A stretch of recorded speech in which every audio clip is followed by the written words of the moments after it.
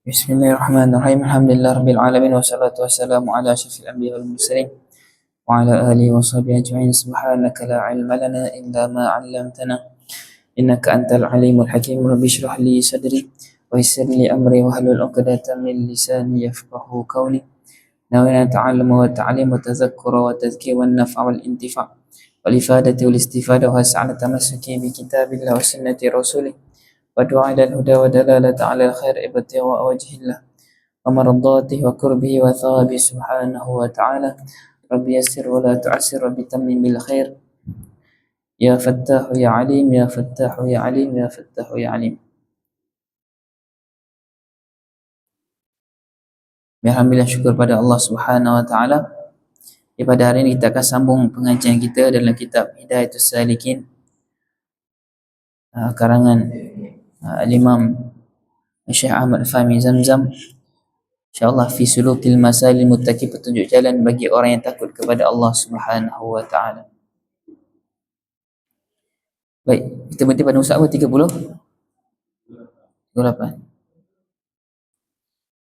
Baca. Bismillahirrahmanirrahim. Wassalamualaikum. Tapi menyebutkan agar mengambil syarif sembahyang wudhu. Maka apabila selesai melakukan istinja, jangan ditinggalkan bersiwak dengan sabda Nabi Muhammad sallallahu alaihi wasallam. Sallallahu alaihi wasallam. Aswiwatu mutahharatun lil-fami wa mardatun lirrahmi wa muhiddatun lil-basar. Maksudnya, bersiwak itu menyucikan bagi mulut, lagi meridhakan bagi Tuhan dan menerangkan bagi mata. Sama tu sabda Nabi. Sabda Nabi sallallahu alaihi wasallam, "Salatu bisiwaki afdalu min sab'i ila siwaki." Maksudnya, satu solat dengan bersiwak itu terlebih afdal daripada 70 solat dengan tiada bersiwak. Baik. Jadi kita dah lepas berkenaan dengan adab istinja. Lepas pada istinja, maka disebutkan oleh pengarang di sini pada menyatakan adab mengambil air sembahyang. Daripada kita bangun tidur, selepas kita bangun tidur kita pergi ke tandas, masuk tandas, keluar tandas, kemudian masuk kepada keluar daripada tandas, kita nak siap apa? Kita nak siap untuk diri kita sembahyang dengan kita ambil wuduk. Maka apabila selesai daripada istinja, jangan ditinggalkan bersiwak kerana sabda Nabi baginda Rasulullah sallallahu alaihi wasallam, as-siwaku mutahharatun lil fami. Siwak ini yang pertama, kelebihan siwak yang diberitahu di sini adalah mutahharatun lil fami, iaitu membersihkan ataupun menyucikan bagi mulut kita. Wa mardatun lirabbi, yang keduanya kita mendapat redha Allah Subhanahu wa taala.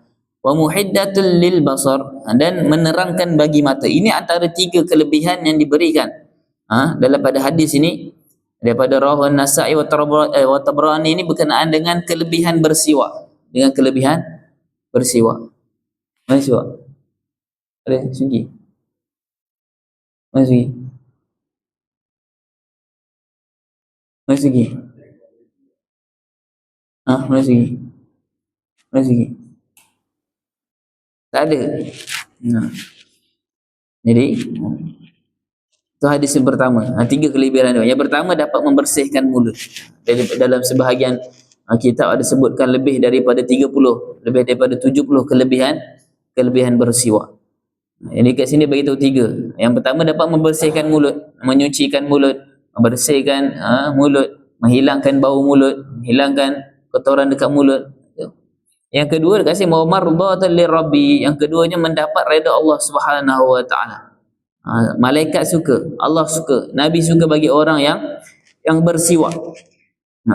Jadi siwak ni mendatangkan keredaan Allah. Maka antara sunnah mayyitah ataupun sunnah yang mati, ataupun kita panggil sunnah yang dah kurang orang amal sekarang ni adalah bersiwak. Jadi diberikan ganjaran yang besar bagi orang bersiwak ni, dapat keredaan Allah Subhanahu wa taala. Tapi ramai kita pada akhir zaman ni tidak ada orang yang mengamalkan siwak.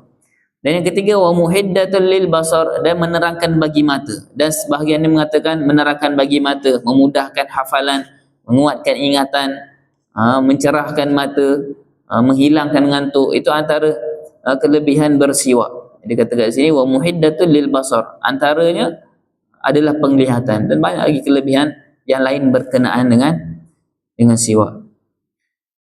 Itu dari segi zahirnya, dari segi kita nampak jelas. Dan dari segi ganjaran pahalanya, katanya dia kata salatun bisiwakin afdalu min sab'ina salatan bila siwak, rawahu Abu Naim wal Hakim. Maksudnya apa? Satu solat dengan bersiwak itu terlebih afdal daripada 70 solat dengan tiada bersiwak. Solat sendirian diberi ganjaran 1 pahala. Kalau solat berjemaah jadi berapa pahala? Dengan dia berapa? 20 tu 27 ganda. Kemudian itu kalau berjemaah, seorang satu berjemaah 27. Tetapi digandakan lagi dengan 70 kali ganda bagi orang yang solat dengan siwak. Solat seorang tak siwak 1 pahala. Tapi kalau solat seorang siwak 70 pahala. Solat seorang berjemaah 27 pahala. Tapi digandakan dengan sebelum sembahyang dia bersiwak. Dia membersihkan gigi dia, membersihkan mulut dia, digandakan dengan 70. Jadi hampir 2000 ganjaran pahala. Baru satu solat. Kalau solat sunat, campur lagi solat 5 waktu, satu waktu 2000. Tak masuk solat sunat lagi, ganda lagi 70. Jadi 5 waktu, jadi berapa? 350 darab. Jadi sehari lebih beribu-ribu, puluh ribu dapat hanya dalam beramal dengan siwak. Dan siwak ini juga dia ada kaedah dia, dia ada cara dia, dia ada kayu dia. Dan yang paling afdal, kayu yang paling afdal dalam bersiwak adalah kayu yang daripada arak, nama kayu dia. Kayu daripada tumbuhan yang dinamakan tumbuhan arak ataupun pohon arak. Itu yang paling afdal. Yang mana Rasulullah suka guna daripada kayu arak. Yang kedua, kayu yang paling afdal daripada martabat yang kedua adalah kayu daripada pohon zaitun. Pohon zaitun. Yang pertama kayu arak, daripada pohon arak. Yang kedua daripada pohon zaitun. Yang ketiga daripada apa? Daripada pelepah tamar. Kayu arak tak jumpa. Tapi sekarang pada jual dah kayu arak. Kat Malaysia pada jual dah kayu arak. Yang kedua pohon zaitun pun ada jual juga. Batang dia warna hitam. Kayu arak ni batang dia putih. Batang dia putih. Kemudian yang ketiga adalah pohon tamar. Ataupun daripada pelepah tamar, daripada daun dia tu boleh dijadikan siwak. Yang ketiga pohon tamar. Yang keempat daripada apa? Daripada pohon, apa-apa saja pohon, tetapi pohon yang berbau ataupun pohon yang ada sedikit bau, bau yang menyenangkan atau bau yang wangi, boleh juga kita jadikan siwak. Itu yang keempat. Dan yang kelima adalah kayu selain daripada 4 kayu tadi. Tak kisah kayu apa, pokok getah ke, pokok depan ni ke, boleh tak jadikan siwak? Boleh. Tetapi itu martabat yang terakhir. Jadi mana-mana kayu pun boleh. Dan dikatakan dekat sini apa maksud siwak? Siwak adalah perkara yang mengesat ataupun benda kesat. Jadi segala perkara yang kesat boleh kita jadikan sebagai siwak. Jadi paling kurang kalau dah tak ada siwak sangat, nak beli mahal, RM2 mahal. Mahal ke murah? Mahal, beli RM2. Jadi sebelum solat paling kurang kita boleh gunakan apa sahaja yang kesat supaya nak dapatkan ganjaran 70 ganda. Contoh sebelum solat, siwak tak ada. Nak siwak juga sebelum solat, nak guna apa? Nak guna apa? Disebutkan ulama sebelum solat, walau bi tarafi thawb, ataupun walau hanya menggunakan hujung kain. Hujung kain. Tu nak solat tak ada dah, siwak lupa bawa. Jadi boleh kita nak guna untuk mendapatkan 70 ni. Kita jaga nak dapat, tak nak lepas daripada ganjaran 70 ni, kita boleh guna hujung kain. Ataupun kalau ada ridak, guna ridak. Ataupun tisu, ada tisu, guna tisu. nak dapatkan ganjaran 70 kali kan ganda. Tu. Jadi itu pun dikira sebagai dapat tergolong dalam orang yang bersiwak sebelum solat.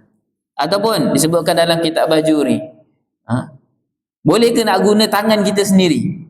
Kain tak ada, kotor. Nak guna tangan kita, boleh ke? Tak boleh. Tapi kalau guna kawan punya tangan boleh. Dengan syarat tangan dia kesat. Tapi kata tangan kita licin tak boleh. Tapi kalau tangan dia tangan tukang kerja, orang yang kerja kontraktor, orang yang kerja berat, tangan dia kesat gitu, kesat ni. Kita pun ambil tangan dia sekejap pinjam, siwak pula kita. Boleh tak boleh? Boleh. Tapi lepas tu kena tepuk dengan dia. Lepas tu kena tepuk dengan dia. Kenapa guna ke tangan orang? Ambil tangan dia, siwak. Tai gigi. Ini tak boleh. Tak boleh kalau dia daripada badan kita, tapi kalau kawan kita boleh tak? Boleh, tapi dengan izin dia. Kalau dia nak. Kalau dia nak. Dan syarat dia tangan dia mesti kena kesat. Itu siwak. Siapa nak ulang? Apa ganjaran apa kayu pertama sampai kayu kelima? Siapa nak ulang? Siapa nak ulang? Siapa? 1 sampai 5. Nak ulang. Yang pertama kayu apa?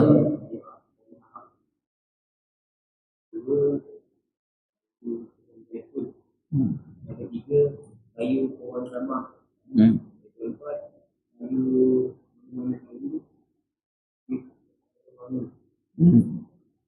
kelima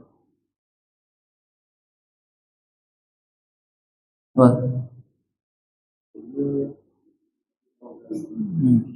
5. Tak kisah berapa kayu. Yang penting selain daripada 4 benda tadi.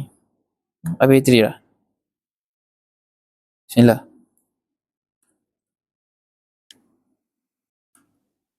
Tengok sana kot.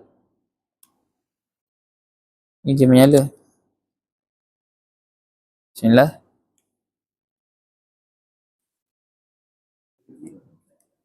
Page penuh. Kita tekan apa ni?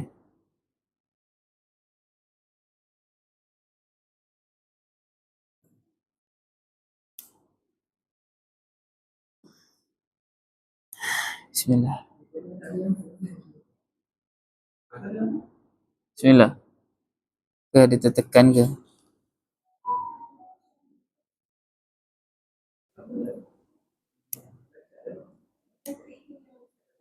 Ada.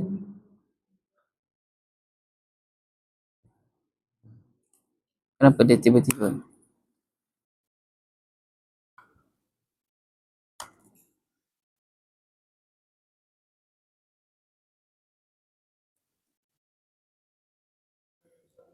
Bismillah. Cuba cek. Takut ada tertekan ke?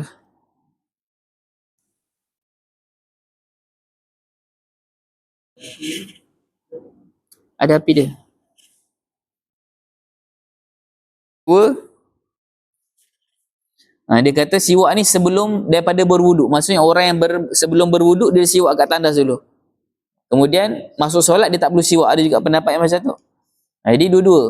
Kalau kita katakan siwak sebelum wuduk ataupun sebelum solat, maka nak dapatkan tu cara yang mudah adalah dengan kayu sugi. Takkan kita pergi masjid kita buat kayu berus gigi penuh pergi kat masjid ni. Tapi ada. Cumanya beza dia dari keberkatan kat situ. Kayu siwak mesti kena dengan kayu siwak baru dapat keberkatan.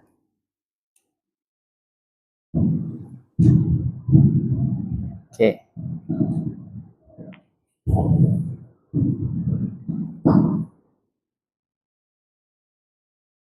Dan disebutkan dekat sini bukan sahaja sebelum solat. Kalau kita tengok pada fadilat wuduk, fadilat sebelum berwuduk dengan sebelum solat. Tetapi penggunaan siwak ini meluas ataupun banyak. Antaranya sebelum daripada kita masuk ke dalam masjid, sebelum keluar masjid, siwak. Sebelum masuk langkah kaki kanan, siwak. Nak keluar masjid langkah kaki kiri, siwak. Kemudian sebelum tidur, bangun daripada tidur, ketika perubahan mulut. Perubahan mulut ni, perubahan bau ni maksudnya kita lama diam, jangan 2 jam diam. Bila cakap tu mulut berbau, maka disunahkan siwak. Kemudian bila lagi? Sebelum kita membaca Al-Quran, siwak.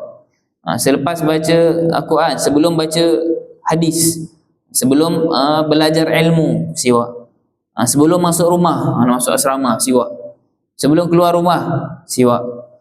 Dan banyak lagi waktu-waktu yang mana disunahkan untuk orang tu bersiwak. Jadi kalau kita fikir nak dapat amalkan siwak ni, boleh dengan urus gigi. Jadi masuk rumah berus gigi, berkumur luar. Keluar rumah boleh, masuk masjid berus gigi. Keluar masjid. Jadi bila mana kita nak beramal dengan siwak ni? Maka dengan kayu siwak ataupun kayu sugi, baru kita dapat amal tu dengan sempurna. Kalau tidak, kita hanya dapat membersihkan mulut sahaja. Kita tak dapat mardhatal lirabbi, itu tak dapat. Dengan kita nak sebelum mengaji, takkan mengaji nak buat berus gigi, itu. Dan kalau ikut kajian akhir zaman juga, kalau ikut kajian saintifik zaman sekarang, ramai saintis buat kajian, memang kayu sugi itu sendiri mempunyai sesuatu yang special dari segi bahan kayu arak itu sendiri, yang mana mendatangkan faedah lebih baik daripada ubat gigi. Ubat gigi ada kimia kan, kita makan ubat kan, makan ubat gigi semua ada bahan kimia, bahan yang buatan. Tetapi kayu sugi ini ada semula jadi yang Allah Subhanahu Wa Taala ciptakan, yang Nabi dah tahu dah 1400 tahun yang lalu. Nabi dah tahu dah yang ada pada siwak ini, yang memberikan sampai mencerdaskan otak, sampai memberi penglihatan yang baik. Disebut kasi wa muhiddatul lil basar, mencerahkan mata. Dan daripada mana datang dia? Daripada kayu sugi itu sendiri. Jadi baru tahu, saintis zaman sekarang baru tahu rupanya kayu sugi ini mempunyai banyak khasiat. Itu kayu sugi. Kemudian sebutkan sabda baginda Rasulullah sallallahu alaihi wasallam, sama lagi baca. Rawak. Tak, saya.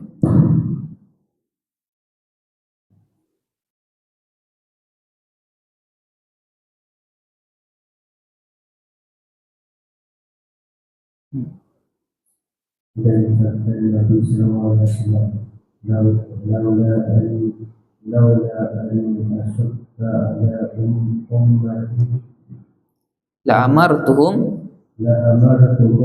bisiwak inda kulli salati. Maksudnya, jikalau tiada kesukaran atas umatku, nescaya aku suruh, yakni dengan suruh wajib mereka itu dengan bersiwak pada tiap-tiap selawat, yakni riwayat Bukhari dan Muslim al-Bukhari. Yang di kat sini kata laula asyqa, dan jikalau tiada kesukaran. Maksudnya apa? Dekat sini Nabi dah tahu dah pada akhir zaman sampai satu zaman yang mana sukar untuk setiap pada kita ni sebelum solat ataupun sebelum kita berwuduk ni kita bersiwak. Jadi Nabi dah tahu dah. Nabi dah sebut dah 1400 tahun yang lalu, Nabi dah sebut dah laula asyqa ala ummati, kalaulah, kata terjemah, jikalau tiada kesukaran atas umatku, nescaya aku akan suruh wajib. Ataupun dia kata kat sini, Nabi, kalau Nabi kata wajib, dia akan menyusahkan pada umat dia pada masa akan datang. Di pada zaman Nabi Rasulullah SAW, sahabat dengar apa? Nabi tak mengatakan yang ianya wajib. Sebab Nabi tahu dah akhir zaman nanti benda ni akan jadi sukar pada umat Nabi SAW. Bukan semua negara ada siwak, bukan semua negara boleh tumbuh pokok siwak. Jadi susah pada umat dia nanti. Maka Rasulullah kata, kalau boleh, usahalah, cubalah untuk setiap kali solat, setiap kali kita berwuduk, cubalah untuk dapatkan siwak, untuk kita bersugi, untuk kita bersihkan mulut. Sebab apa? Ganjaran yang diberikan oleh Allah Subhanahu Wa Taala sangat besar. Sampai Nabi kata, kalaulah boleh wajib, aku akan wajibkan. Tetapi Nabi kata, kesian dekat umat aku akhir zaman nanti, mereka susah nak cari siwak. Mereka ni mula mempunyai kesukaran, mereka ni mempunyai kepayahan. Maka Rasulullah kata, tak apa, jadi Rasulullah tak wajibkan. Maka Allah Subhanahu Wa Taala tak mewajibkan siwak pada setiap kali solat ataupun berwudu. Tapi kalau boleh Rasul nak wajibkan tak? Nak wajibkan, sebab ganjaran yang besar yang Allah Subhanahu Wa Taala berikan. Sambung.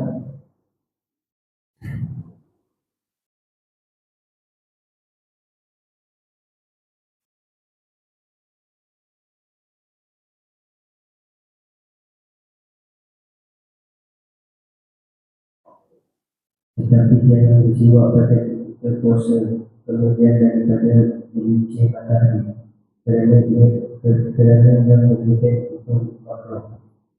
Tetapi kecuali pada bulan Ramadan ataupun pada orang yang berpuasa. Dekat sini ada khilaf, ada perselisihan pendapat. Yang mana dia kata dalam kata Imam Ghazali, bagi orang yang berpuasa makruh sekiranya selepas daripada gelincir matahari. Gelincir matahari tu waktu bila? Bila gelincir matahari? Senja, betul? Gelincir matahari bila? Maghrib. Sarawak. Bila? Gelincir matahari. Tulis kat situ. Gelincir matahari tu waktu tengah hari ataupun waktu zuhur. Tulis gelincir matahari tu waktu zuhur. Jadi dia kata tetapi jangan bersiwak pada ketika puasa kemudian daripada gelincir matahari. Maksudnya selepas pada zuhur makruh bagi orang yang berpuasa. Sebelum zuhur boleh nak bersiwak. Tapi dalam keadaan berhati-hati. Dan dekat sini nanti kita akan nampak apa perbezaan siwak dengan berus gigi ni. Jadi berus gigi ni kalau kita berus gigi lepas pada subuh, lepas pada azan subuh pukul 10, pukul 11, apa hukum berus gigi? Makruh, betul? Tapi siwak boleh tak kita nak bersiwak? Kita boleh bersiwak sampai zuhur. Bahkan setengah pendapat walaupun pada bulan puasa tidak ada waktu larangan ataupun waktu makruh, dibolehkan kita bersiwak daripada pagi sampai maghrib, tak ada masalah. Tapi kat sini Imam Ghazali ambil berkenaan dengan makruh, ambil pendapat yang pertama iaitu makruh sebelum selepas daripada zuhur. Sebelum zuhur boleh. Cumanya kalau kita berus gigi dia jadi makruh dengan rasa manisnya, dengan rasa beranginnya, rasa minnya, macam-macam perisa limau lah, perisa macam sekarang ni strawberry pun ada. Jadi berus gigi selepas pada subuh jadi makruh. Jadi kita nak berus gigi tak boleh, makruh. Maka dengan siwak kita dapat bersihkan gigi. Itu beza dia. Lagi tu siapa? Zubir semua ni.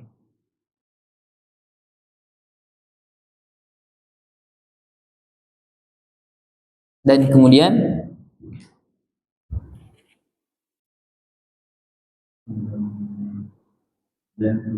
daripada itu maka engkau duduk pada tempat yang tinggi padahal menghadap kiblat supaya tiada kena akan engkau percikan air, dan bacalah olehmu Bismillahirrahmanirrahim. Rabbi a'udzu bika min hamazati syayatin wa a'udzu bika rabbi an yahdurun. Maksudnya dengan nama Allah yang Maha Pengasih dan Maha Penyayang, Tuhanku, aku berlindung denganmu daripada bisikan syaitan dan janganlah sampai ia menggangguku. Jadi kat sini satu lagi kelebihan bersiwak yang paling besar sekali adalah orang yang sentiasa mulazamah ataupun yang lazim, yang sentiasa menggunakan siwak, yang ada siwak dengan diri dia, maka last sekali Allah Subhanahu Wa Taala akan berikan ganjaran yang paling hebat adalah apa? Ganjarannya dapat mengucapkan kalimah la ilaha illallah pada akhir hayat dia. Itu fadilat siwak yang paling besar sekali adalah apa? Orang yang sentiasa bersiwak ni, yang sentiasa bersugi ni, ganjaran paling besarnya adalah ketika mana akhir hayat dia, ketika mana dalam keadaan nazar dia akan dapat menyebut kalimah la ilaha illallah. Sebelum dia meninggal, sebelum dia pergi, maka dia akan dapat sebut kalimah la ilaha illallah. Begitu juga ketika mana akhir hayat baginda Rasulullah sallallahu alaihi wasallam, ketika dalam keadaan Rasulullah nazak, dalam keadaan Rasulullah dan datangi malaikat, maka ketika mana akhir Rasulullah terbaring itu, sempat lagi Rasulullah kata apa pada Sayyidina Aisyah, ya Aisyah, ambilkan aku punya siwak. Ambilkan aku punya siwak. Sebab apa? Sebab nak berjumpa dengan Allah Subhanahu Wa Taala. Nak berjumpa dengan Allah Subhanahu Wa Taala, Rasul nak gigi dalam keadaan bersih, dalam keadaan wangi, dalam keadaan mardatul lirabbi tadi, dalam keadaan Allah redha ke atas orang yang bersiwak tadi. Jadi waktu akhir hayat Rasulullah, dalam keadaan Rasul terbaring, maka dia ambilkan Sayyidina Aisyah siwak baginda Rasulullah SAW, dan Sayyidina Aisyah basahkan sendiri siwak baginda kering. Siwak ni kering. Jadi sebelum guna dia akan basahkan dengan air liur. Jadi ketika mana Rasulullah tak larat, Rasul dalam keadaan nazak, dia ambilkan siwak baginda, Sayyidina Aisyah basahkan siwak baginda, kemudian siwakkan baginda Rasulullah sallallahu alaihi wasallam. Akhir hayat baginda, siwak, dia ambil siwak Rasul. Mana siwak? Sebab aku nak berjumpa dengan Tuhan aku. Aku nak berjumpa dengan Allah Subhanahu wa taala dalam keadaan mulut aku diredai oleh Allah Subhanahu wa taala, dalam keadaan mulut yang wangi, dalam keadaan mulut yang bersih. Kemudian daripada itu maka engkau duduklah pada tempat yang tinggi. Kita sambung. Lepas pada istinja, kita siwak, dapatkan fadilat bersiwak ni, siwak, kemudian barulah kita mula dengan berwuduk. Kita baca iaitu yang pertama dekat sini dalam keadaan kita berwuduk menghadap kiblat. Bismillahirrahmanirrahim. Rabbi a'udzubika min hamazatis syayatin wa a'udzubika rabbi an yahdurun. Kita minta perlindungan daripada Allah Subhanahu wa taala daripada syaitan yang membisik. Daripada awal kita berwuduk inilah kita punya orang kata madar ataupun tempat, ataupun kita panggil kita punya keadaan wuduk nanti macam mana. Yang dilihatnya pada awal wuduk lagi kita dah minta daripada Allah Subhanahu wa taala perlindungan daripada syaitan. Awal wuduk lagi kita dah minta Rabbi a'udzubika min hamazati syayatin wa a'udzubika rabbi an yahdurun. Ketika mana? Awal-awal wuduk. Sebab apa? Orang yang nak khusyuk pada solat dia kena jaga daripada wuduk dia. Jadi nak jaga daripada wuduk dia pun daripada dihasut syaitan, maka sebelum dia berwuduk dia dah minta dah perlindungan daripada syaitan. Nak selamat daripada syaitan ni. Jadi sebelum berwuduk dia dah selamat daripada syaitan. Dia berwuduk dalam keadaan yang sempurna. Kemudian dia mulakan dengan solat dalam keadaan dia minta lagi perlindungan daripada syaitan, maka barulah akan dapat solat yang lebih khusyuk. Barulah akan dapat khusyuk dalam solat. Sebab apa? Solat kita ni lalai selalu. Solat kita ni selalu ke mana-mana, terbang. Solat tapi fikiran kat rumah. Teringat mak ayah, teringat kampung, teringat macam-macam. Jadi nak mendapatkan antara, kata ulama, nak mendapatkan khusyuknya solat bermula daripada mana? Bermula daripada wuduk. Apabila dapatnya kesempurnaan dalam berwuduk, maka dia akan membantu pada kesempurnaan di dalam solat. Maka sebelum kita mula wuduk, maka bacalah Rabbi a'udzubika min hamazatis syayatin wa a'udzubika an yahdurun. Okey, kemudian sambung. Kemudian bagi tu.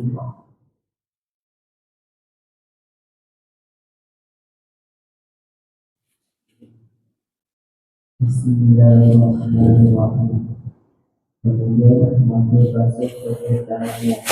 Ini tadi daripada memasukkannya ke dalam badannya dan basuh olehnya.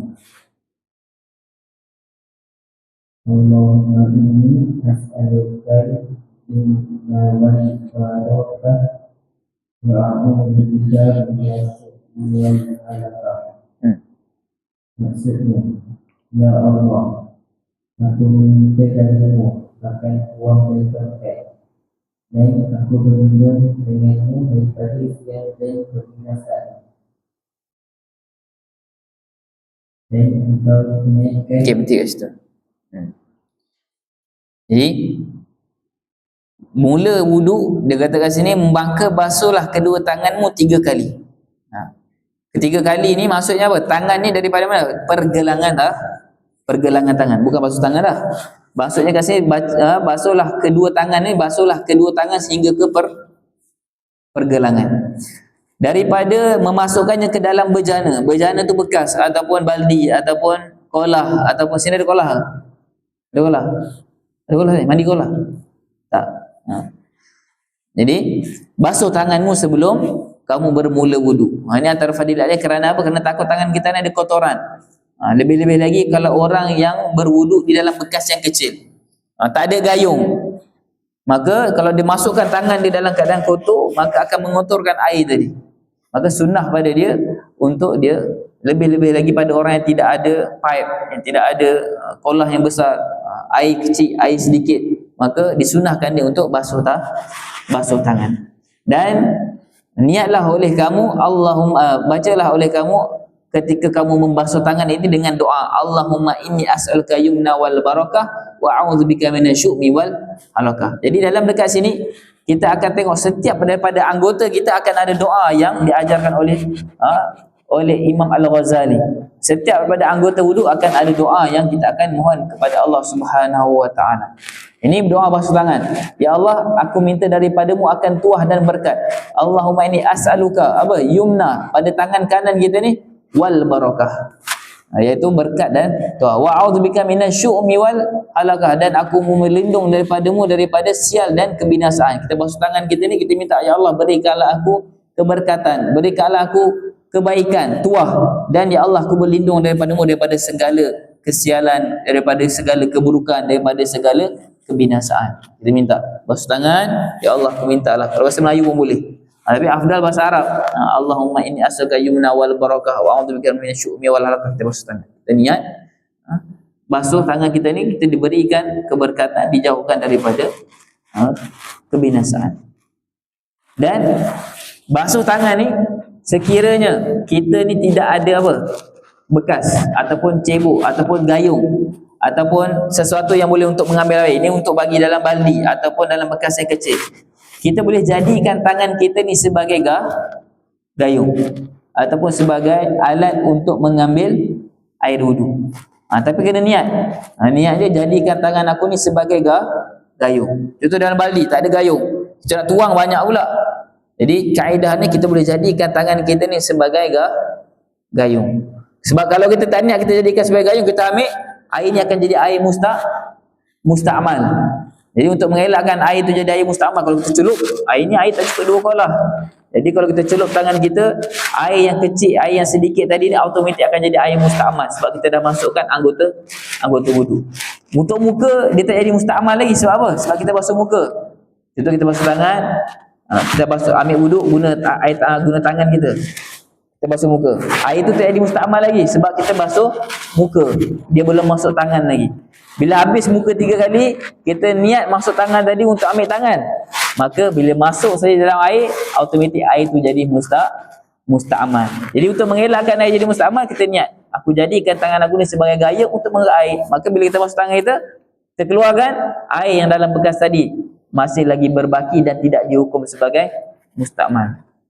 Tu niat. Tapi ini bagi orang yang belajar. Tapi kalau orang awam kadang-kadang tanpa dia sedar dia memang nak ambil niat tu untuk ambil air, maka dimaafkan. Tapi kita yang belajar ni, kita kena niat jadikan sebagai gayung. Kalau tidak air kita dia akan jadi musta'mal. Jadi tangan kita tak sah, muka kita wudu sah. Jadi tangan kita tak sah dah. Bila tak sah, habis. Kepala kita tak sah, kaki kita tak sah. Bila tak sah solat, maka solat kita dalam keadaan tidak ada wudu. Bila tak ada wudu solat, maka tidak sah solat. Okey, sambung.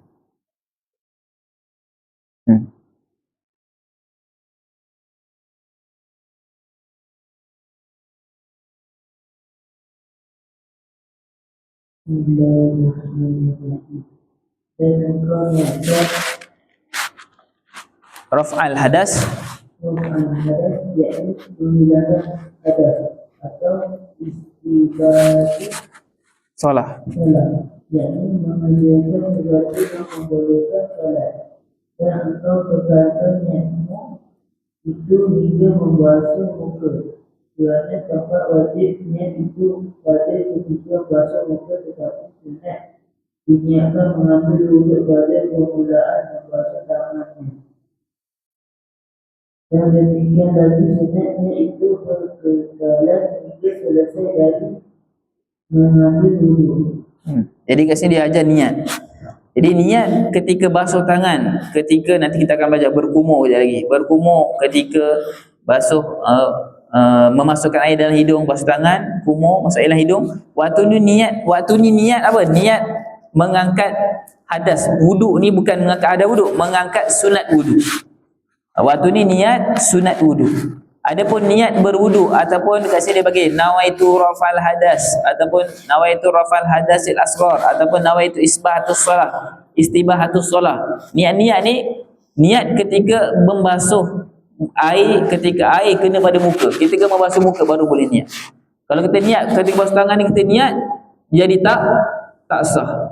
Sebab apa? Sebab tu bukan tempat niat, tu tempat sunat kita berniat, iaitu niat sunat wudu. Sebab basuh tangan sunat, hukum sunat, kita masuk air dalam hidung sunat. Jadi tempat itu adalah tempat kita sunat, kita niat sunat wudu. Adapun niat yang wajib ketika mana? Ketika kita membasuh ketika membasuh muka. Tetapi dekat sini dia kata apa? Kalau kita niat daripada awal ketika basuh tangan tu kita niat dah, nawaitu rafa'al hadasi, tanpa kita memutuskan. Maksud kita hadir dalam kita, aku ni nak berwuduk ni, aku ni nak mengangkat hadas ni, aku nak mengangkat nawaitu wudu'an lillahi ta'ala ni. Duduk hadirkan niat daripada awal. Basuh kumur pun nawaitu wudu'an lillahi ta'ala. Duduk hadirkan dalam hati dia, masih lagi berniat. Sampai dia basuh muka pun dia masih berniat nawaitu wudu'an lillahi ta'ala. Itu sah.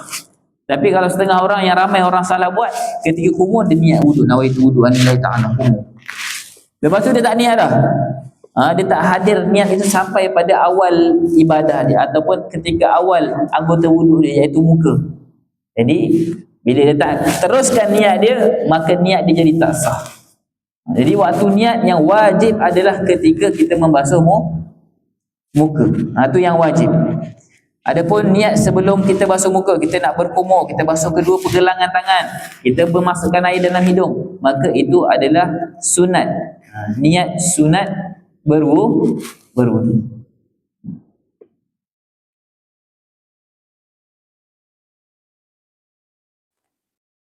Okey, kemudian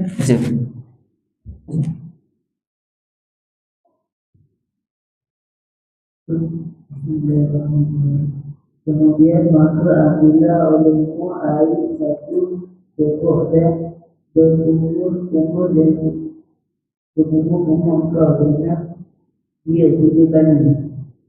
Dan basuhnya olehmu ketika itu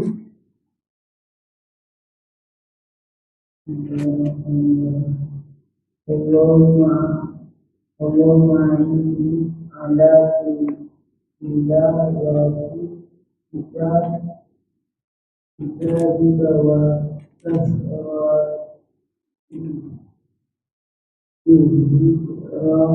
zikrillah.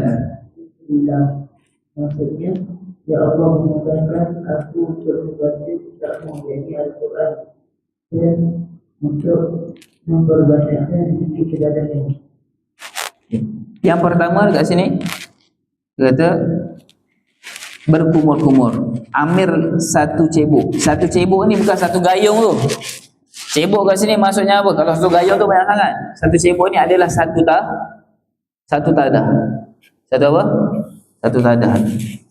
Satu tadah ni kita ambil dan berkumur kamu dengan 3 kali. Jadi kita ambil sekali, kita kumur. Satu tadah ni untuk sekali kumur. Ambil tadah air, masuk mulut, kumur. Ini cara pertama. Tadah lagi, masuk air, kumur. Tadah lagi, masuk air, kumur. Jadi satu cebok ni bukan satu cebok, satu gayung, bukan. Dia satu tadah tangan. Berkumur dengan kamu dia 3 kali. Dan bacalah kamu Allahumma inni ala tilawati kitabik wa kasrati dzikrilak. Ya Allah permudahkanlah. Ya Allah, Allahumma a'ini, ya Allah mudahkanlah, bantulah aku ala tilawati kitabik, untuk membaca kitabmu, wa kasrati dzikri, dan untuk memperbanyakkan zikir laka, iaitu kepadamu. Jadi kita berkumur, kita minta, tadi kita basuh tangan, kita minta ya Allah, tangan ini kau berikanlah kebaikan, berikanlah ketaatan, berikanlah jauhkanlah daripada kebinasaan, kesialan. Kemudian bila kita ambil wuduk yang kedua, iaitu sunat wuduk yang kedua, iaitu kita masuk kumur pula. Bila kita kumur, kita minta ya Allah, kau memperbanyakkanlah, memudahkanlah aku untuk membaca kitabmu ya Allah. Kau banyakkanlah, aku minta kepadamu bantuan untuk apa? Untuk sentiasa memperingati zikir kepadamu ya Allah. Sentiasa apa? Wakasati, bertambah-tambah banyak untuk kita mengingati Allah Subhanahu wa ta'ala. Itu kumur. Okey, sambung.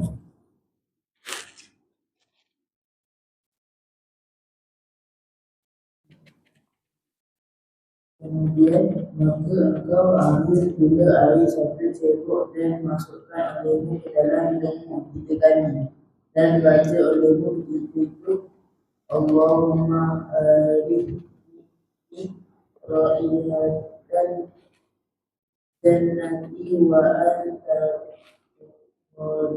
radin anhu Maksudnya, ya Allah, sungguhkanlah hidupku ini akan bau wangian syurga. Bilakah engkau redha kepadaku, Sambung. Maka keluarkan olehmu air yang di dalam hidung dan cema-cema yang ada dalamnya, dan baca olehmu hidup. Allahumma inni a'udzubika min raihati nadi wa min su'id dar. Maksudnya, ya Allah, aku berlindung denganmu daripada bau busuk api neraka dan daripada kejahatan tempat kediamanku. Okey. Jadi dia kata ambil pula satu cebok dan masukkan olehmu ke dalam hidung. Maka ada dua kaedah untuk kita basuh, kita berkumur dengan kita memasukkan air dalam hidung. Yang pertama, kita asingkan satu cebok tadi. Kita apa? Asingkan. Maksudnya kita ambil satu tadah, kumur 3 kali. Kemudian ambil satu, habis kita berkumur, tadah lagi untuk hidung pula. Hembus. Masuk, hembus. Kaedah yang kedua iaitu kita gabungkan antara kumur dengan masukkan dalam hidung. Maksudnya satu cebok ni kita boleh buat untuk 2 basuhan. Kita tadah, masuk mulut sikit, masuk hidung sikit. Buang. Satu round. Tadah lagi, masuk mulut, masuk hidung, buang mulut. Kali ketiga, tadah, masuk mulut, masuk hidung, buang mulut, buang hidung. Jadi ada 2 kaedah, iaitu kita asingkan antara kumur dengan masukkan air dalam hidung, ataupun istinsyak nama dia. Ataupun kita gabungkan dengan satu cebok tadi, ini lebih jimat. Kita masuk dalam mulut, masuk dalam hidung. Kita buang, kumur buang. Ini cara yang kedua lebih menjimatkan air. Kebanyakan ulama mereka suka guna cara yang kedua ni. Kenapa? Dapat menjimatkan air.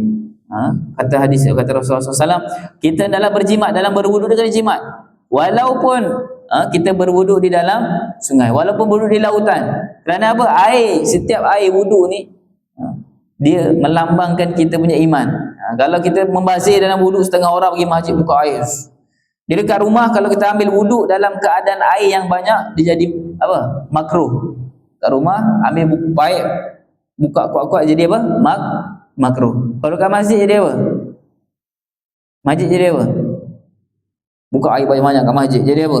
Dekat madrasah, ni kat sini kat madrasah. Orang bagi sponsor, orang infak kan.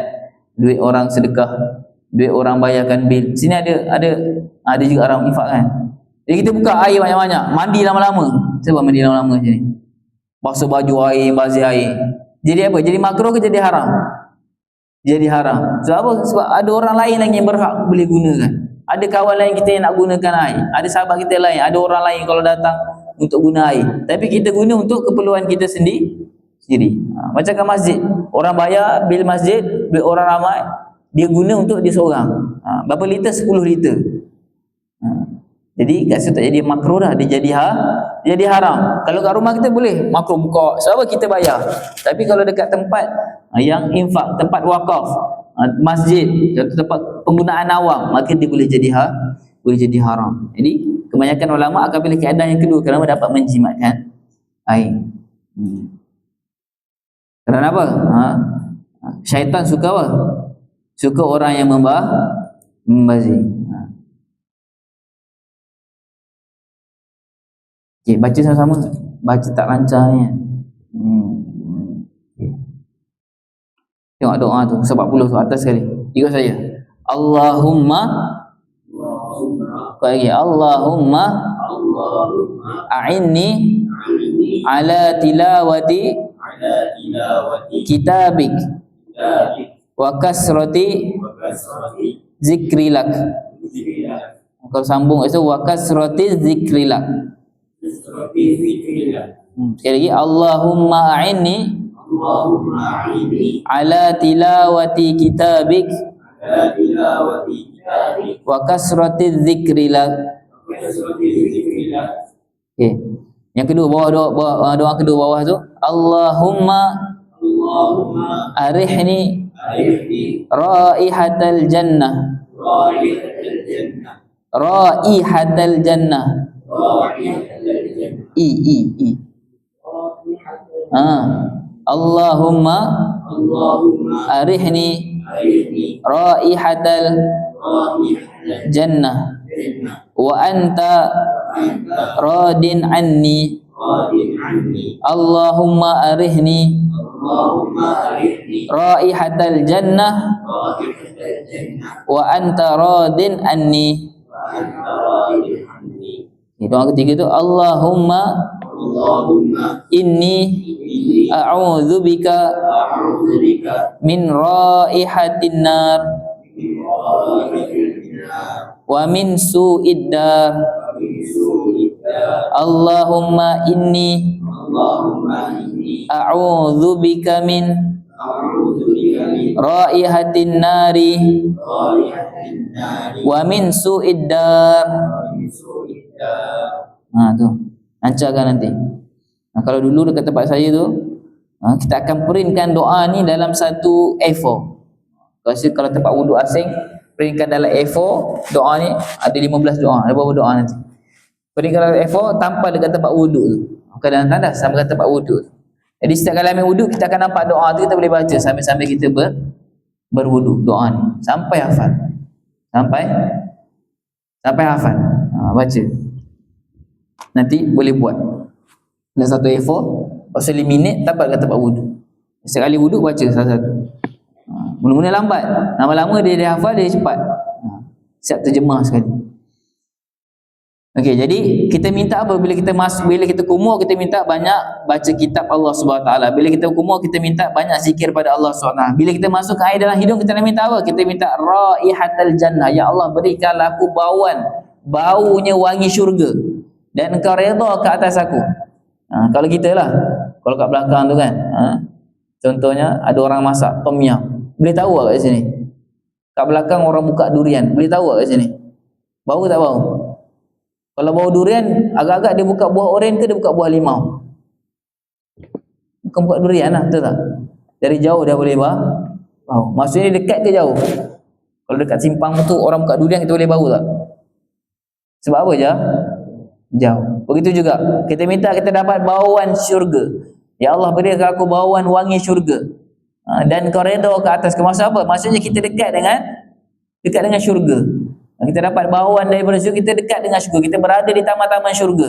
Kita berada, walaupun tak masuk syurga, kita beritahu kita berada di taman-taman syurga, kita berada dekat dengan kawasan syurga. Dan kita minta apa bawah tu? Allahumma ini, bila kita hembus keluar air daripada hidung, kita minta, ya Allah, Allahumma ini a'udzubika min apa?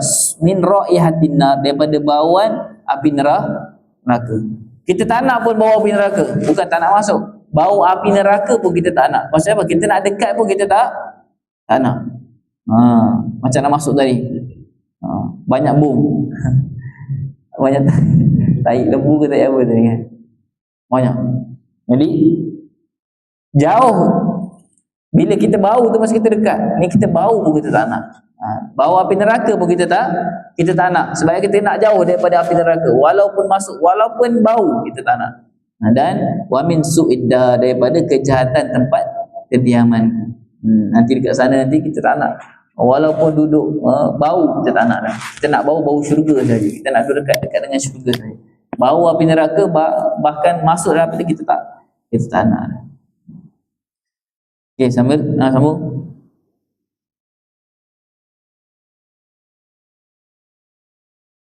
Bismillahirrahmanirrahim.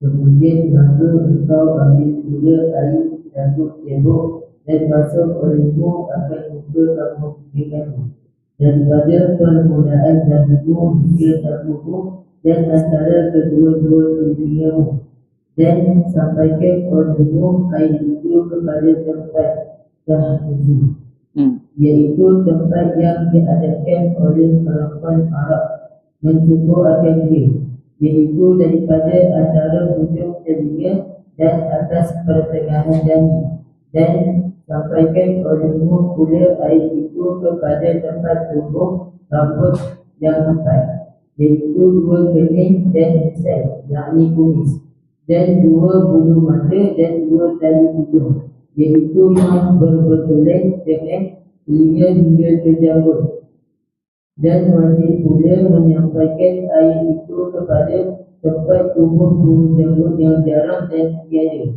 Wajib menyampaikan air itu kepada tempat tumbuh janggut yang tebal. Baca olehmu pada ketika membasuh muka itu, Allahumma bayyid wajhi binurika yawma tabyaddu wujuhu awliyaik wa la tusawwid wajhi bidhulmatika yawma taswaddu wujuhu a'daik.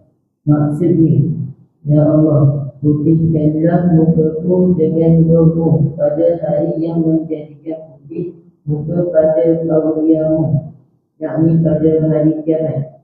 Dan jangan engkau hitamkan mukaku dengan kegelapanmu pada hari menjadi hitam muka musuh-musuhmu. Maka ketika berwuduk, yang pertama, ni baru masuk anggota yang pertama. Sunat tadi ada berapa sunat? Sebelum basuh muka ada berapa kali sunat? Ada berapa anggota sunat? 3. Apa yang pertama apa? Tangan, kedua pergelangan tangan, kemudian umur, kemudian masuk air dalam hidung. Itu 3 yang pertama. Sunat yang pertama. Kemudian baru masuk, lepas 3 selesai sunat, barulah kita masuk pada anggota wuduk yang pertama, iaitu muka. Jadi dekat muka ni sebutkan dalam kitab ada hampir 20 anak rambut ataupun 20 bulu roma. Kat sini disebut berapa je kat sini. Yang pertama dia kata kat sini permulaan dahimu dan dagumu. Ni antara ditunjuk panjang. Permulaan dahimu daripada tempat tumbuh rambut sampailah dagu. Itu dari segi panjang muka kita. Kemudian daripada telingamu, artinya dari segi lebar kita. Dari segi lebar. Basuhlah mukamu. Dan apa yang ada dekat muka, kat sini bagi tahu, dan sampaikan olehmu air pada tempat tahzif. Tahzif ni kawasan sini, daripada telinga ni ke atas. Ni kawasan tahzif. Ni kawasan tahzif. Maka sampaikanlah air ke kawasan ni. Wajib kena sampaikan air daripada atas telinga ni sampai ke kawasan dahi kita ni. Ni semua kawasan tahzif. Ni kawasan tahzif. Atau ada rambut dah. Di kawasan antara rambut dengan kita punya muka. Ni kawasan tahzif. Basuh kat situ. Iaitu tempat yang diadatkan oleh perempuan Arab mencukur akan dia. Iaitu di antara hujung telinga dan atas pertengahan dahi. Dan sampaikan olehmu pula air kepada tempat tumbuh rambut yang 4. Ni dibagi 4 yang pertama. Saya kata 20 kan, ni 4. Iaitu apa? 2 kening,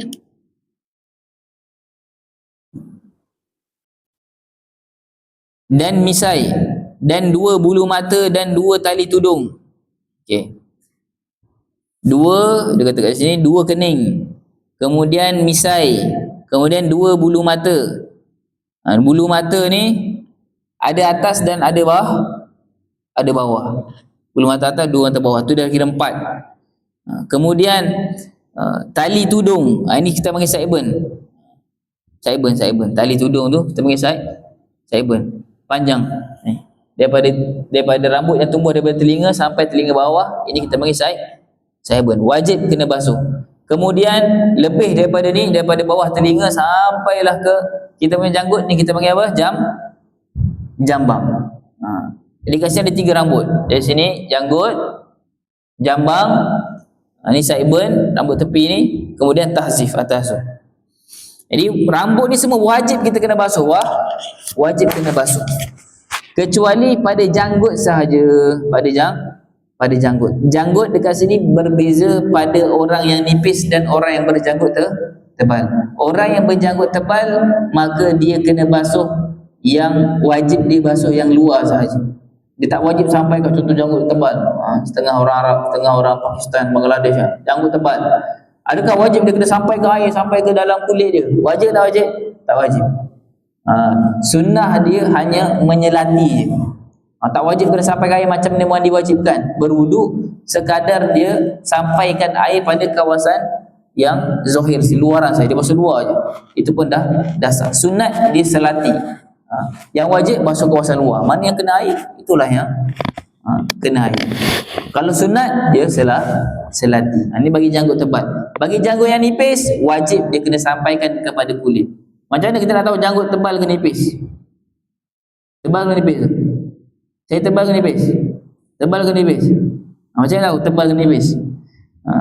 Maka kata ulama, pengiraan dia adalah seakan-akan kita duduk dalam majlis takhatib. Dalam kita duduk dalam majlis macam ni, majlis berdua macam ni. Contoh depan ni Murabi Mirza duduk depan ni, saya sini. Jadi kita berhadapan majlis. Jadi kita tengok janggut dia, kita nampak tak dia punya kulit dagu dia? Duduk berhadapan, nampak tak kulit dagu dia? Kalau kita duduk majlis macam ni, kita nampak kulit dagu dia, maksudnya janggut dia masih lagi nipis. Tapi kalau kita duduk depan dia, sembang, duduk belajar, nampak tak dia punya kulit dagu? Tak nampak Ustaz. Nampak janggut lagi banyak. Maka itu dikatakan sebagai tebal. Bila tebal, maka wajib tak disampaikan kepada kulit? Tak wajib. Itu beza antara tebal dan nipis. Selain daripada janggut dengan jambang ni, maka wajib dia kena sampaikan kepada kulit. Rambut dahi 1. Kemudian rambut kening 2, 3. Kemudian bulu mata 4, 5, bawah 6, 7. Kemudian tengah-tengah ni 8. Bulu pipi 9, 10. Kemudian janggut 11. Kemudian dekat sini 12, 13. Ada sambung kat sini. 12, 13. Kemudian tengah ni 14. Kemudian jambang 15, 16. Kemudian tepi 17, 18. 19, 20 saya tengok kan. 19, 20. Jadi ada 20 anak rambut yang wajib kita kena basuh. Kecuali pada janggut dengan jambang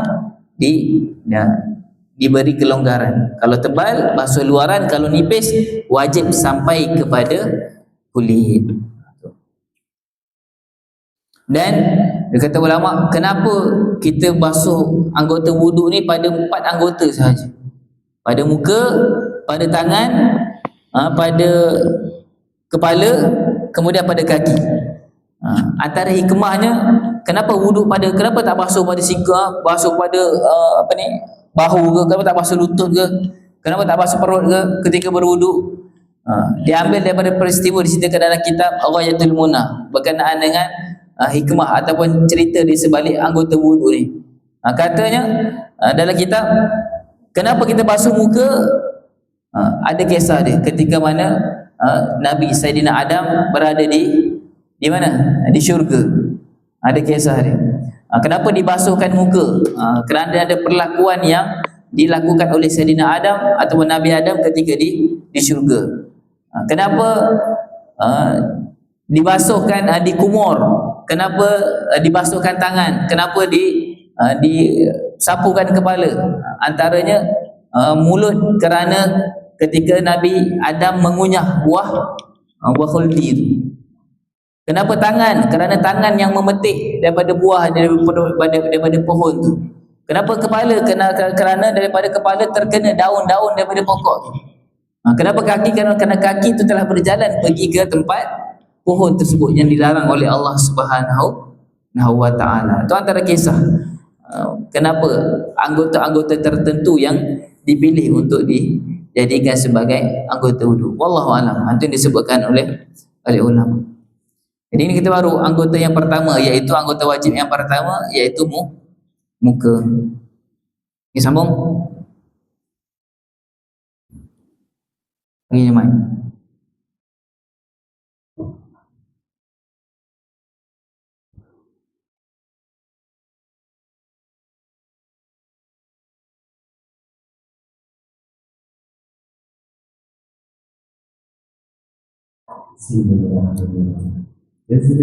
Dan sunat menyala-nyala rambut yang tebal, dan sunat berlebihan membasuh muka daripada had, yakni batas. Wajibnya iaitu dinamakan murah, kerana sabda Nabi SAW, "Idza ummati yud'auna yawmal qiyamati murran mu'ajjalina min atharil wudu'i, faman istata'a minkum an yuqila qurratahu falyaf'al." Maksudnya bahawasanya umatku diseru akan mereka itu pada hari kiamat, padahal mereka itu bercahaya-cahaya pada bekas wudu, Maka barang siapa kuasa daripada kamu bahawa melakukan ia akan berubahnya, itu maka hendaklah diubahnya, yakni tafakkul alih al-iraqi. Dan sama sekali Dan kehinggaan berubah itu bahawasanya dibasuh akan setengah lehernya di hadapan kepalanya. okey. Jadi muka ini antaranya di akhirat nanti akan bercahaya. Bukan muka saja, nanti semua anggota wuduk kita ni akan dibezakan oleh Allah Subhanahu Wa Taala dengan umat yang lain. Khas pada umat Nabi sallallahu alaihi wasallam akan diberikan cahaya yang berbeza daripada umat yang lain. Anggota-anggota wuduk yang mana dia lebihkan, yang dia masuk, yang dia basuh ketika mana dia hidup ini, orang yang berwuduk, orang yang solat ni, maka anggota ni semua akan bercahaya. Disebutkan dalam hadis berbezanya seperti kuda-kuda hitam dan kuda-kuda putih. Kuda-kuda yang berkepala hitam dan kuda-kuda yang berkepala putih di satu padang yang luas. Jadi mudah tak mudah kita nak cari kuda kepala putih ni. Orang banyak kuda hitam tapi ada kuda putih 2-3 ekor, 5-6 ekor. Mudah tak nak cari? Mudah. Sebab apa? Bercahaya. Jadi cahaya inilah yang akan diberikan. Biasa kita minta Allah mabayyin wajhi bi nurika, ya Allah putihkanlah muka aku dengan cahayamu. Di mana hari engkau putihkan muka aulia ni, muka para aulia ni, orang yang dekat dengan Allah Subhanahu Wa Taala, para wali, orang yang berwuduk, orang yang sentiasa wuduk ni, maka dia akan bercahaya di padang mahsyar nanti, membezakan dia di antara dengan umat yang lain.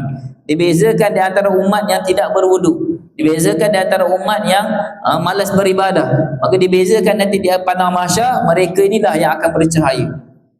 Kemudian dengan sunatnya lagi, dengan dia tambah dengan amalan sunat berwuduk lagi. Basuh tangan wajib sampai siku, tapi dia basuh sampai ke pertengahan lengan, dia basuh sampai pada pertengahan betis, nak pada lutut. Maka lebih banyaklah cahayanya di akhirat. Seperti mana dalam doa ni, ya Allah putihkanlah muka aku pada mana hari engkau putihkan muka aulia, dan jangan kau hitamkan muka aku di mana engkau menjadikan hitam muka musuh-musuhmu. Jadi orang yang tak dekat dengan Allah, orang yang jauh dengan Allah, maka mereka akan mendapat kegelapan. Tapi bagi orang yang berwuduk, bercahaya ni, orang yang akan mendapat pandangan daripada Allah. Sebab kalau kita faham maksud apa orang yang bercahaya ni, maksudnya dia akan mendapat pandangan Allah, dia akan mendapat pandangan Rasulullah akan kenal je Allah kata, oh ni orang yang beribadah. Rasulullah tahu dengan sebab cahayanya dengan sebab cahayanya tadi.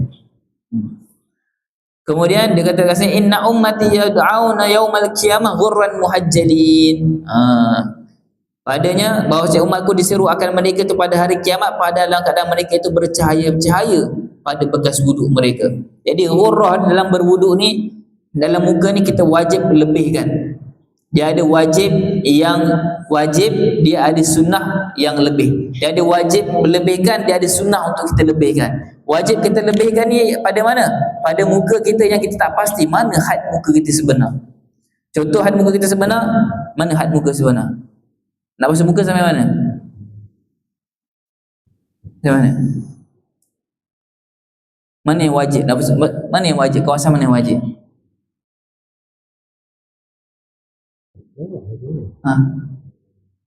Sarawak. Mana kawasan yang wajib kena basuh? Daripada mana tunjuk bulat mana? Mana yang wajib kena basuh? Mana yang wajib kena basuh? Lagi. Situ je. Okey lagi. Sampai sini ke atau sampai bawah ni? Yang wajib. Sampai sini je.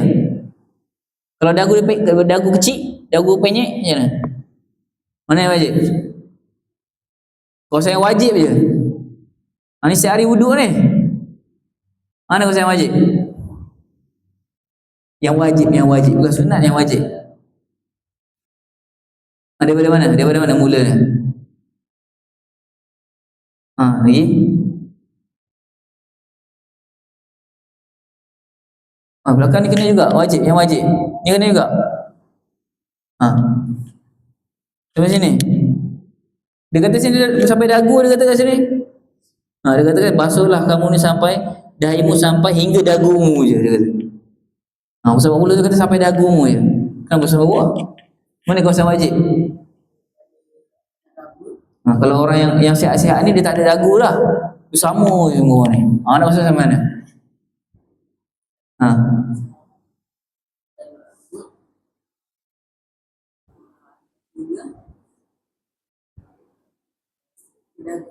Dagu. Mana dagu? Ada? Mana? Besar mana dagu? Besar. Mana pengakhiran dagu tu mana? Kat mana? Di situ? Ha? Di situ? Ha, jadi kita tak tahu mana kawasan sebenar muka kita. Sampai sini ke dagu ni mana? Dagu atas ke dagu bawah ni ke? Bawah ni dikira dagu ataupun tak dikira dagu. Maka kata dekat sini ghurrah muhajjal ini, ghurrah ni adalah benda yang wajib kita kena basuh. Kita tahu dah had muka disebut kata ulama bermula dari tempat tumbuh rambut sampai penghujung dua tulang dagu ni. Lihyain ni. Ila muntaha lihyain. Kalau bahasa Arab dia sehingga pertemuan dua tulang dagu ni. Kalau kita makan kepala kambing, mana makan kepala kambing? Dia ada dua dagu kat situ. Sama dengan manusia, dia ada dua tulang. Pertemuan dua tulang dagu ni kat sini. Jadi, tapi kita tahu mana dagu kita. Sampai atas ke, sampai bawah ke. Maka untuk memastikan kita basuh dengan sempurna, wajib kita kena lebihkan. Ma la yatimmu illa bihi fahuwa wajib. Kaedah dia, kita kena sempurnakan mana yang kita rasa ni kawasan muka ke sampai sini ke sampai mana, maka kita lebihkan. Kalau basuh telinga ni kita lebihkan sampai basuh telinga, lebihkan sampai belakang supaya kita yakin, kita pasti kawasan muka kita ni terbasuh. Begitu yang muka, dahi, jangan basuh dahi je, basuh lebih sikit pada dahi, basuh lebih atas, tahzir dibasuh, tahzir dagu dibasuh, bawah ni semua dibasuh, supaya apa? Kita yakin kita punya kawasan muka semuanya terbasuh. Barulah kita sah. Ini basuh muka, tengok cermin, tengok sini je basuh, bawah ni tak basuh dah, basuh. Jadi tak ada wudu. Jadi kita akan tengok cermin nak jauh. Maka cara dia adalah dengan kita lebihkan. Wajib lebihkan. Bila kita lebihkan, maka kita yakin muka kita terbasuh dengan sempurna. Itu wajib. Kemudian lebih lagi, sunat kita lebihkan, tu kena lebih lagi lah. Basuh muka ni lebih sampai belakang telinga basuh, sampai bawah dagu ni basuh, sampai dia kata dekat sini. Maka dibasuh akan setengah lehernya di hadapan. Maksudnya basuh sampai bawah. Jadi kalau yang wajib kita basuh sekadar bawah je. Ni lebih sampai setengah, lebih basuh sampai setengah leher. Itu sunnah dalam membasuh muka.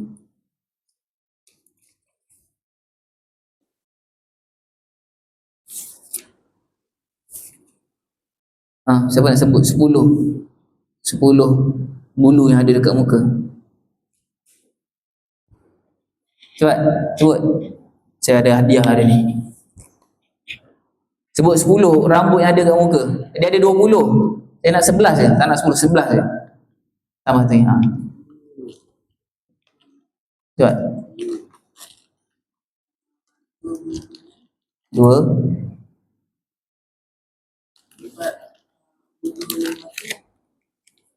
3, 4, 5, 6.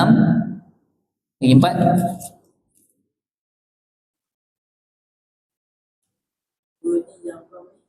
Lagi 2. Lagi 3. Misal 1. Lagi 2.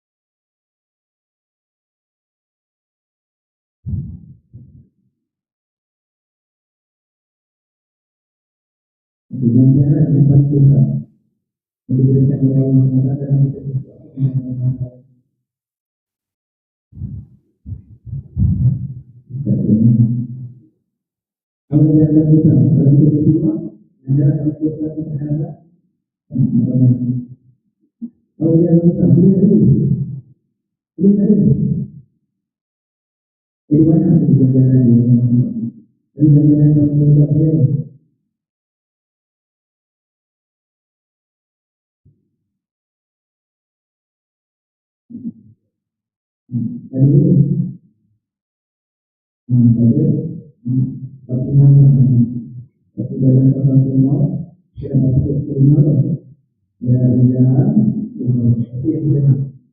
kalau tidak lagi banyaklah ibadah yang kita lakukan hebat di orang ada ibadah tapi ada orang tahu pada akhir hayat itu kita dapat tahu kita lakukan mana ini dan ulama mengatakan akhir hayat itu antara ujian yang paling berat itu antara ujian yang ada membuktikan kita dapat masuk itu atau tidak itu adalah begitu sesuatu yang maksudnya waktu itulah saya datang masuk waktu saya datang begitu datang berwajah di wajah itu datang berwajah kawan lain itu datang berwajah dalam adanya satu kita itu menghasilkan betul semua ada pada Allah waktu itulah ujian yang berat waktu terakhir itu saya pernah ada dua orang itu dua orang itu dan saya nak waktu mungkin ada sama dengan kita kita berulang itu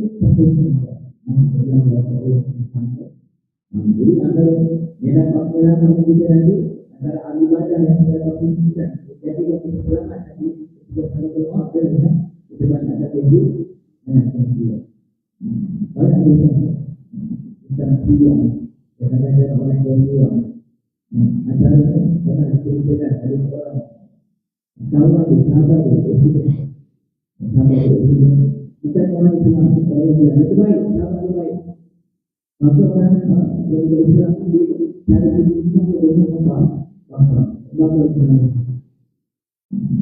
bila mana dia presiden dimasukkan ke dalam masjid juga kita biasa maka kawan yang Islam saya orang lain maka dia orang baik itu akan kawan dia yang Islam dia orang itu urusan jalan orang lain orang ini semuanya nak bangsa binatang dia tidak terbangsa maka ahli kami itu berarti binatang kali semua berarti bangsa hari bangsa kita bangsa binatang maka itu tadi banyak sama dia yang menjadi di kita sebab apa dia kalau dia tahu yang baik ya aku itu akan dipilih dia nanti di bawah dia bangunan itu akan tawarkan maka dalam keadaan itu bila dibangga maka binatang itu tidak terbang kalau tidak itu akan tahu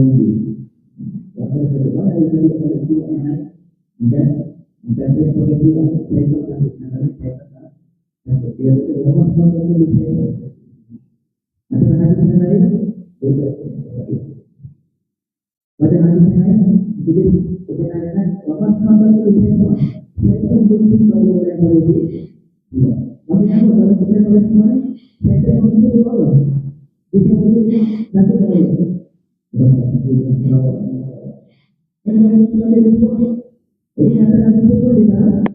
Kata-kata itu juga kata-kata itu dengan yang kuat-kuat boleh dalam yang biasa kita semua jadi maka membantu kita kita lawan saya